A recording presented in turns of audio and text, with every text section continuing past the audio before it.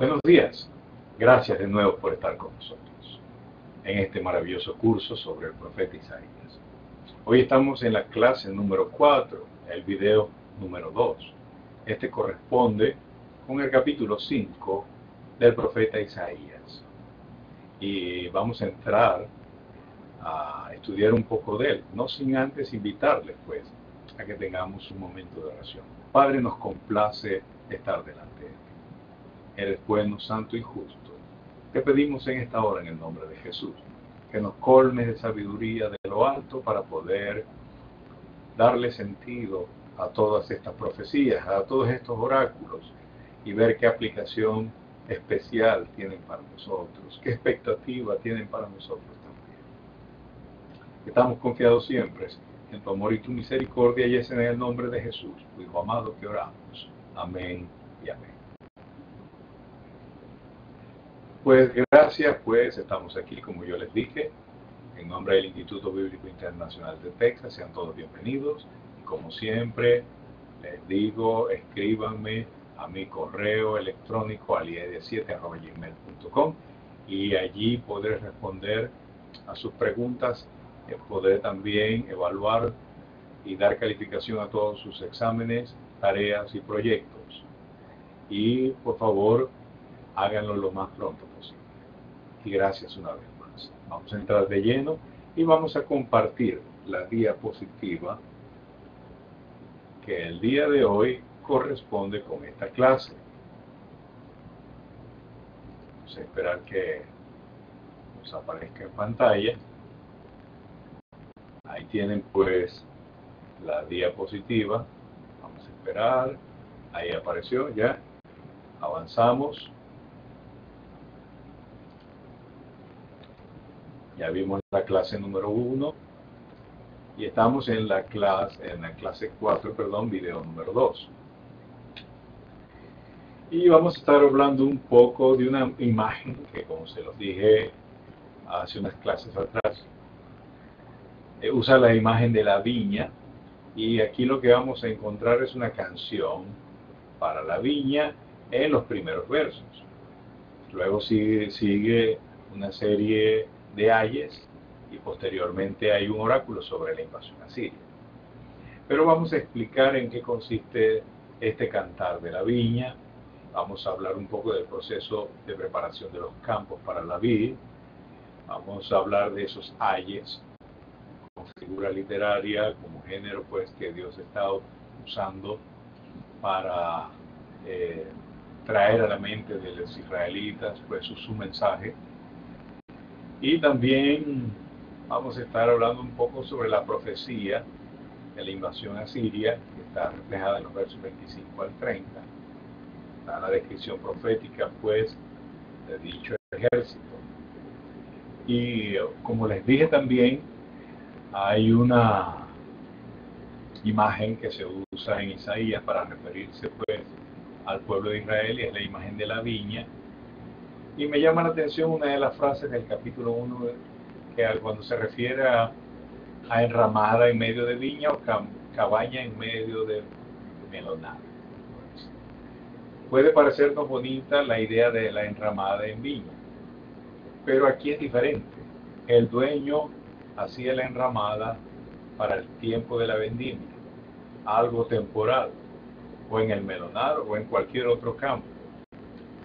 Pero al terminar la cosecha, dichas enramadas son abandonadas y terminan derrumbándose y presentan una escena muy triste. Aquí tenemos una imagen, pues, y aunque esta contiene latas y no tiene precisamente maderas y palmas como debería estar hecha, una enramada en viña en tiempos de los israelitas, pues nos sirve para ilustrar lo que es el abandono en medio de un campo. Si no estamos alerta, nuestro testimonio puede colapsar bajo los rigores de la vida cotidiana y el trabajo y las diversiones. Tengamos cuidado, hermano, de no descuidar la vida espiritual, porque es frágil como una enramada. Quise tomar, pues, esto que me pareció pertinente. Ahí señalo la fuente de donde lo estoy tomando para que ustedes, pues, puedan leerlo bien, ver el resto de las imágenes que están allí si lo desean hacer. Y pues vamos a entrar en la materia que nos compete. Regresamos a nuestro esquema para hablar un poco sobre esto secular, no sin antes leer el capítulo 5 del profeta Isaías. Dice así en nuestra versión Reina Valera: ahora cantaré por mi amado el cantar de mi amado a su viña. Tenía mi amado una viña en una ladera fértil. La había cercado y despedregado, y plantado de vides escogidas. Había edificado en medio de ella una torre, y hecho también en ella un lagar. Y esperaba que diese uvas, y dio uvas silvestres. Ahora pues, vecinos de Jerusalén y varones de Judá, juzgad ahora entre mi viña y yo. ¿Qué más se podía hacer a mi viña que yo no haya hecho en ella? ¿Cómo esperando yo que diese uvas ha dado uvas silvestres? Os mostraré pues ahora lo que haré yo a mi viña. Le quitaré su vallado y será consumida. Aportillaré su cerca y será hollada. Haré que quede desierta, no será podada ni cavada. Y crecerán el cardo y los espinos. Y aún a las nubes mandaré que no derramen lluvia sobre ella. Ciertamente, la viña de Jehová de los ejércitos es la casa de Israel, y los hombres de Judá planta deliciosa suya. Esperaba juicio, y he aquí vileza, justicia, y he aquí clamor. Seguimos. Hay de los que juntan casa a casa, y añaden heredad a heredad, hasta ocuparlo todo. ¿Habitaréis vosotros solos en medio de la tierra? Ha llegado a mis oídos de parte de Jehová de los ejércitos, que las muchas casas han de quedar asoladas sin morador, las grandes y hermosas, y 10 yugadas de viña producirán un bato, y un homer de semilla producirá un efa. Hay de los que se levantan de mañana para seguir la embriaguez, que se están hasta la noche hasta que el vino los enciende. Y en sus banquetes hay arpas, vihuelas, tamboriles, flautas y vino, y no miran la obra de Jehová, ni consideran la obra de sus manos. Por tanto, mi pueblo fue llevado cautivo, porque no tuvo conocimiento, y su gloria pereció de hambre, y su multitud se secó de sed. Por eso ensanchó su interior el Seol, y sin medida extendió su boca, y allá descenderá la gloria de ellos y su multitud, y su fausto, y el que se regocijaba, y el hombre será humillado, y el varón será batido, y serán bajados los ojos de los altivos. Pero Jehová de los ejércitos será exaltado en juicio, y el Dios santo será santificado con justicia. Y los corderos serán apacentados según su costumbre, y extraños devorarán los campos desolados de los ricos. Hay de los que traen la iniquidad como cuerdas de vanidad, y el pecado como coyundas de carreta, los cuales dicen: vengan ya, apresuren su obra, y veamos. Acérquese y venga el consejo del Santo de Israel para que lo sepamos. Ay de los que a lo malo dicen bueno, y a lo bueno malo, que hacen de la luz tinieblas, y de las tinieblas luz, que ponen lo amargo por dulce y lo dulce por amargo. Ay de los sabios en sus propios ojos, y de los que son prudentes delante de sí mismos. Ay de los valientes para beber vino, hombres fuertes para mezclar bebida, los que justifican al impío mediante cohecho, y al justo quitan su derecho. Por tanto, como la lengua del fuego consume el rastrojo, y la llama devora la paja, así será su raíz como podredumbre, y su flor se desvanecerá como polvo, porque desecharon la ley de Jehová de los ejércitos, y abominaron la palabra del Santo de Israel. Por esta causa se encendió el furor de Jehová contra su pueblo, y extendió contra él su mano, y le hirió, y se estremecieron los montes, y sus cadáveres fueron arrojados en medio de las calles. Con todo esto no ha cesado su furor, sino que todavía su mano está extendida. Alzará pendón a las naciones lejanas y silbará al que está en el extremo de la tierra. Y aquí que vendrá pronto y velozmente. Y no habrá en ellos cansado, ni quien tropiece, ninguno se dormirá, ni le tomará sueño, a ninguno se le desatará el cinto de los lomos, ni se le romperá la correa de sus sandalias. Sus saetas están afiladas, y todos sus arcos entesados. Los cascos de sus caballos parecerán como pedernal, y las ruedas de sus carros como torbellino. Su rugido será como rugido de león, rugirá a manera de leoncillo, rugirán los dientes y arrebatará las presas, se llevará con seguridad y nadie se la quitará. Y bramará sobre él en aquel día con bramido del mar. Entonces mirará hacia la tierra y aquí tinieblas de tribulación, y en sus cielos se oscurecerá la luz. Esto es pues lo que nos tiene la palabra de Dios aquí en el profeta Isaías, capítulo 5. Y si estamos bien concertados y quizás apropiándonos correctamente de lo que nos refleja cada uno de los oráculos, vamos a notar, y si han seguido el transcurso de nuestras clases, van a notar que el profeta Isaías emplea el canto como un modo de hacer llamar la atención. Quizás está a la puerta de la entrada del templo o de la ciudad para llamar la atención a las personas, y pues comienza a dar su canto lleno de poesía. La gente está allí cerca, él quiere crear un impacto en la vida de ellos mediante imágenes por ellos muy conocidas. Ahora cantaré, dice el verso 1, por mi amado, el cantar de mi viña, el cantar del amado a su viña. Tenía mi amado una viña en un recuesto, en un lugar fértil. La había cercado y despedregado y plantado de vides escogidas. Había edificado en medio de ella una torre y también asentado un lagar en ella. Y esperaba que diese uvas, y dio uvas silvestres. Ahora sí estamos leyendo otra versión, la versión de acá Columna.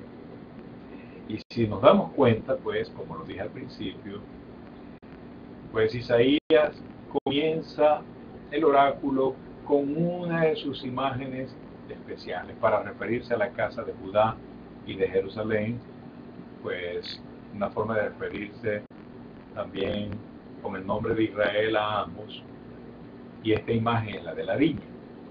El cultivo de la vid, tan frecuente en Canaán antes de la conquista, era común y usual entre los terratenientes de su época.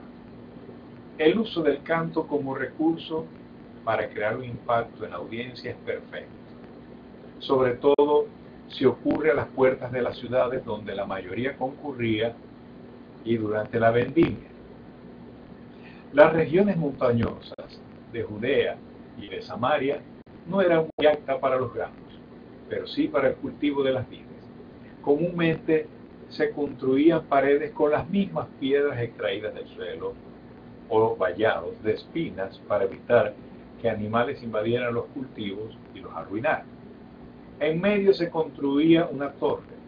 Incluso, al parecer hoy en día, se siguen construyendo para que un vigíe, una persona que está allí constantemente vigilando, alerte sobre animales o ladrones que pudieran infiltrarse. El cuidado y mantenimiento de un cultivo de vid era todo un proceso. En el primer año se despedregaba el suelo, se preparaba la tierra, se construían las paredes o vallados, se hacía la torre de vigilancia, o tal vez una choza o un albergue o una enramada que diera cobijo a empleados. Ya hicimos referencia a ellos al comienzo de la clase. Se hacía el lagar y se hacía una prensa. o se pisaban las uvas con los pies. El año siguiente se compraban vides escogidas y se las cultivaban. Se seguía el proceso de crecimiento del arbusto y si fuese posible, pues se hacían las enramaditas que nosotros hemos visto de las vides, donde ellas van creciendo y van haciéndose de ellas para que el fruto, cuando ya esté listo, empieza a nacer y empieza a verse pues colgando en esas enramadas. Esto facilitaba pues posteriormente la cosecha. Luego venía la cosecha, con todos los beneficios que traía para el labrador y su familia. Esto incluía la vendimia y la producción de vino o la venta de uvas en el mercado y quizás otros usos diversos.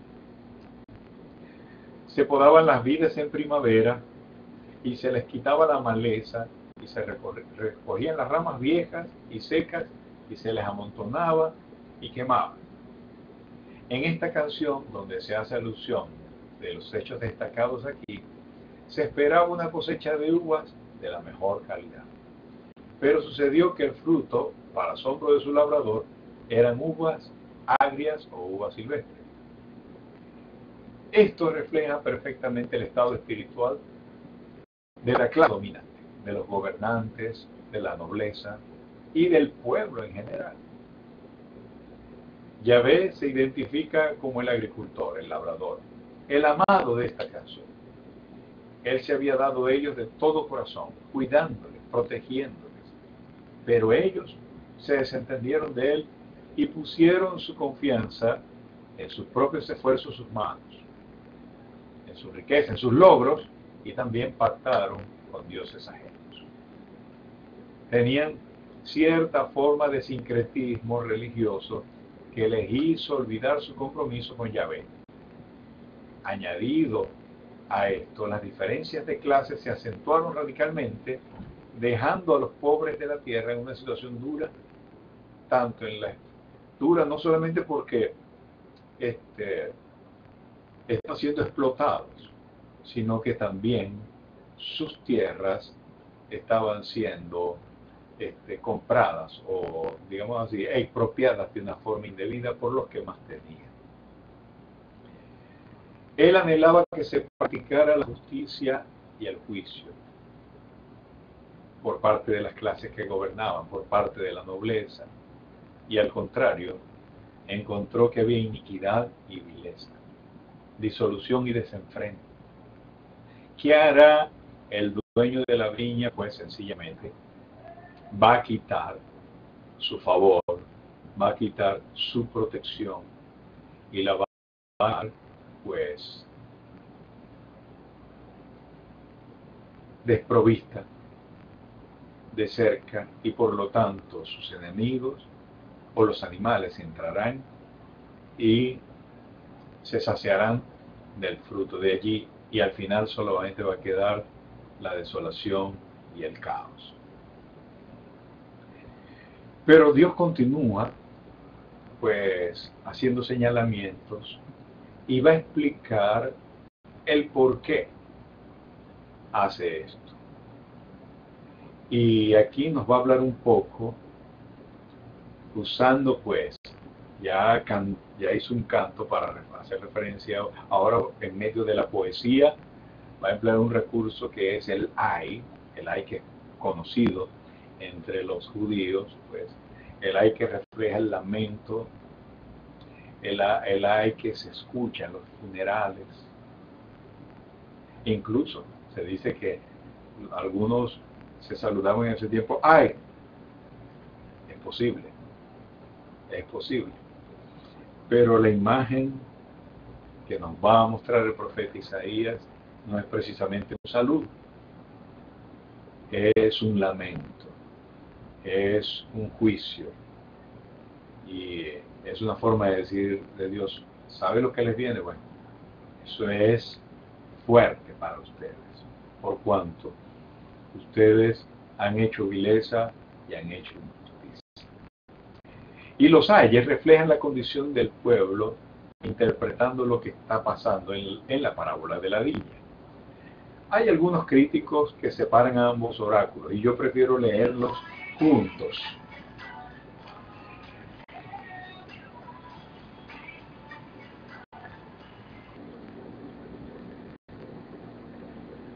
Y fíjense, y mi preferencia a que estos oráculos deben ser tenidos como juntos y no separados como lo señalan los críticos, es que las demandas de Dios que allí se reflejan, las demandas de Dios son justicia, equidad,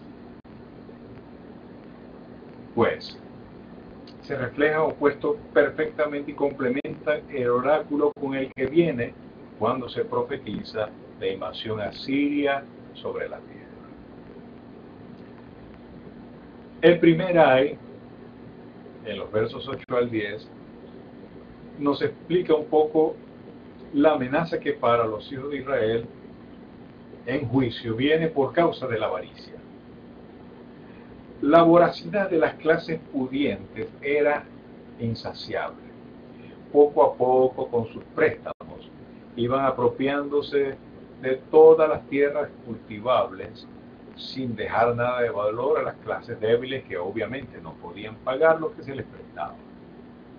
Según la legislación tradicional mosaica, cada familia tenía su parcela que cultivar y el único propietario de toda la tierra era Yahvé. Y para evitar el acaparamiento había ciertas disposiciones de modo que cada familia conservara siempre su herencia, como aparece en el caso de Nabot, que no quiso abdicar sus derechos sagrados patrimoniales ante las exigencias del mismo rey Acab. Dios no puede tolerar estos abusos y por eso el castigo no se hará esperar. Las casas serán asoladas y la escasez va a adquirir proporciones desorbitadas. El siguiente ay es contra los disolutos. Y fíjense, el profeta continúa la diatriba contra los que abusan de sus bienes, entregándose a una vida disoluta y desenfrenada. La consecuencia de todo esto será la cautividad y la destrucción total de las fuerzas vivas de la sociedad. La muerte se relacionará en el pueblo escogido y por eso el Seol, que es la región subterránea, según la mentalidad hebrea, donde iban los muertos, en la que imperaba la tristeza y la nostalgia de la vida, aparece personificado abriendo sus fauces insaciables. Así lo dice el verso 14. A su tiempo no han querido ver las obras de Yahvé, es decir, no han considerado las obras de sus manos. O sea, la acción de Dios en la historia del pueblo, cómo en el pasado los castigó, cómo los continuaba aún bendiciendo cuando se arrepentían y cómo los continuaba castigando y no han podido ver en su misma historia, pues no han aprendido de ella y por lo tanto Dios de nuevo enfila los oráculos de los profetas hacia juicio. A causa de la deserción de las clases dirigentes, las clases bajas están en la mayor ignorancia religiosa. No conocen bien su fe y no comprenden el fin que les espera. Y cuando llegue la hora del castigo, Dios será ensalzado en juicio y santificado en justicia. Es decir, Dios, al ejercer la justicia, hará que se reconozca su santidad y pureza, revelándose como el Santo de Israel, por cierto, una de las frases favoritas del profeta Isaías. Los versos 18 y 19 contienen los ayes contra los insolentes. Dice en la versión de Colunga: ay de los que se arrastran el pecado con cuerdas de falsedad y como coyundas de carro. Ay de los que dicen que pronto, que se dé prisa su obra para que la veamos, que venga, que llegue, acabe su plan el Santo de Israel, sepámoslo nosotros. El tercer ay obviamente está dirigido contra esos frívolos y escépticos, que se burlan de la predicación de los profetas, pues al no haber llegado el juicio contra ellos tantas veces anunciado, no creían en el día del castigo y no sabían que su conducta estaba acelerando la llegada del fatídico día. Están tan ciegos que se han vinculado a un destino fatal y jalan de él, arrastrándole como si lo hicieran con las cuerdas de un carro. Y desafían impúdicamente a Dios para que descargue de una vez su ira, acabe su plan, y así de esta manera ellos sean testigos del día del castigo, que fue tantas veces anunciado.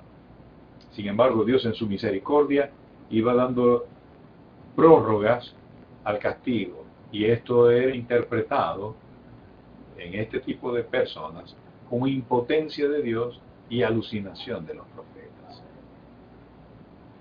Los otros seis, en los versos 20 al 24, tienen que ver con los que son autosuficientes. Y ahí vemos que el último grito culminatorio se dirige a ciertos, digamos, sabios de su época que se permitían jugar con los conceptos morales sin hacer mayor distinción entre principios. Eran los considerados espíritus fuertes de la época. Se encargaban de sembrar cierto escepticismo con su confusión intelectual. En realidad, a ellos solamente los movía su utilidad y egoísmo. Quizás el profeta se refiere a los magistrados civiles, o a los falsos profetas, o a los sacerdotes desleales, que no daban beligerancia a Isaías para que los orientara en su conducta. Quizás estos mismos son los de los versos 22 al 23, que son recriminados por su gula exorbitada, pues se muestran muy habilidosos y valientes para mezclar licores, y en cambio abdican de sus deberes fundamentales al administrar la justicia, dejándose llevar por la avaricia y la parcialidad.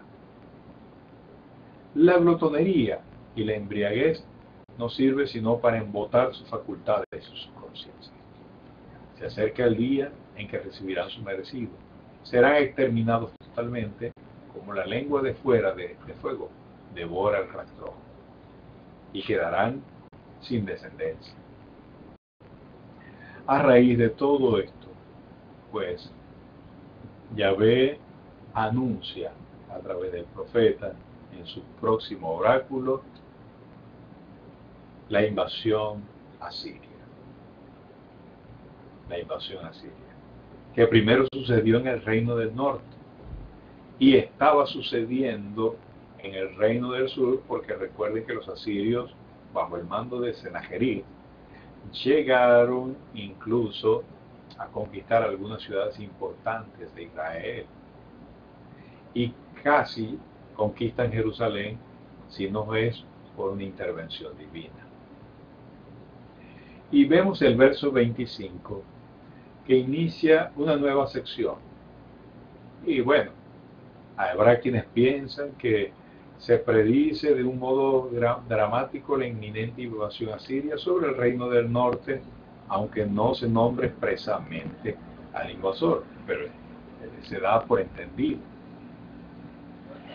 El profeta nos habla del avance fulminante de ese ejército invasor. No se nombra. Y presenta las montañas temblando y sembradas todas de cadáveres.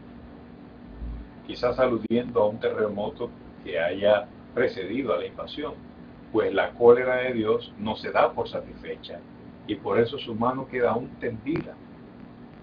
Es una frase para indicar que Él todavía está ejecutando sus juicios.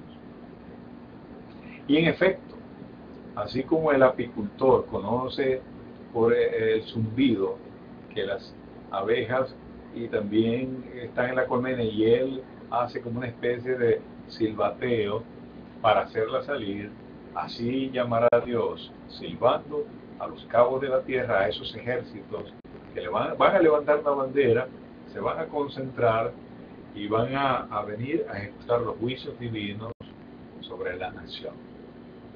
Dice que vendrán de un extremo de la tierra. Para nosotros, pues, desde esta visión retrospectiva, lo relacionamos con los ejércitos asirios y quizás babilónicos. Se describen estos ejércitos como una perfecta máquina de guerra. Los soldados están llenos de vigor y embriagados de triunfo. Ni siquiera se tomarán el tiempo necesario para reposo. Están siempre los arcos tensos, avanzan sin detenerse, mientras que la caballería con sus carros volará sobre las rocas, sacándole chispa a las mismas con los cascos de los caballos, imagínense. Y creando con todo esto como una especie de torbellino por el levantamiento de arena y todo eso. La descripción es ideal, pero refleja la impresión que a aquellas pequeñas naciones daba el ejército imperial asirio en sus avances fulminantes. Precisamente los asirios habían puesto de moda el uso combinado de caballería y de los carros acorazados en las batallas. Así se ve en algunos bajorrelieves asirios y más adelante en otras clases los vamos a presentar en láminas.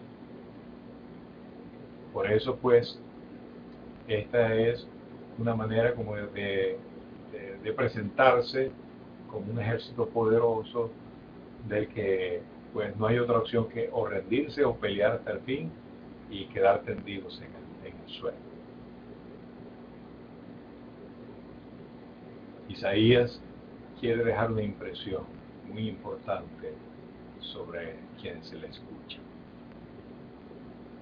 Dios va a usar ejércitos extranjeros más poderosos que los que ustedes han formado y forjado con sus propios recursos, y aunque son recursos muy abundantes y la nación ha prosperado, estos ejércitos pues son mucho más fuertes que los de ustedes, y Dios los está llamando para que traigan su juicio sobre una nación que es impenitente. Y efectivamente así lo hizo, primero en el reino del norte, con los mismos asirios. En segundo lugar, con los propios asirios, aunque no pudieron conquistar el reino del sur, porque Dios tuvo misericordia de ellos, Dios terminó haciéndolo con otro ejército más poderoso aún, con los babilónicos. Así que vemos en estos pasajes como Dios, viendo que la nación se descarría, pues anuncia juicio para aquellos que están decididos a seguir el pecado. Es una buena lección para nosotros y para la fe cristiana en todos los tiempos, aprender del carácter de Dios. Dios es un Dios de gracia y misericordia, pero Él tiene su carácter. Y un día va a decirnos a nosotros que por causa del pecado he traído esto sobre tu vida. Y nos lo está anunciando a través de los profetas. Roguemos la misericordia de Dios para que nos demos cuenta a tiempo. No vaya a ser que esos ejércitos, que obviamente no van a ser físicos, sino que esos ejércitos espirituales no vengan a invadirnos para traer sobre nosotros esas terribles tragedias, sino que siguiendo la fe y la confianza en Dios podemos estar firmes de que Dios peleará nuestras batallas. Que el Señor les continúe bendiciendo.